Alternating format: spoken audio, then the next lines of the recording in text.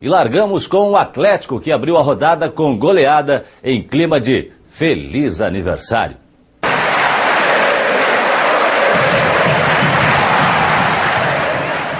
Um parabéns para você em coro de 11 mil vozes na arena. Na festa de 86 anos de história, um mosaico especial. 3.554 torcedores de painéis coloridos na mão. Para se chegar a esse efeito visual, uma turma trabalha bem antes da bola rolar.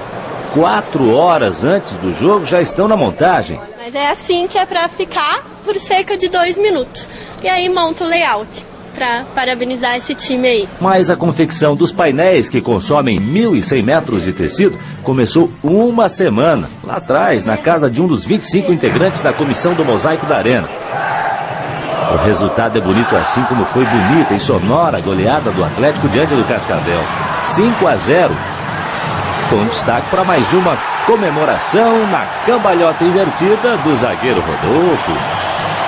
E mais 2 gols na conta do artilheiro do campeonato, Bruno Mineiro. Ele chegou aos 11 gols marcados. E o Atlético segue vice-líder, 7 pontos ganhos, 1 a menos que o Coritiba. O nosso time está de parabéns, trabalhando a bola. Como eu falei, está pegando um padrão de jogo onde que sabe onde que o outro está colocado. Então isso é muito importante nessa etapa agora final.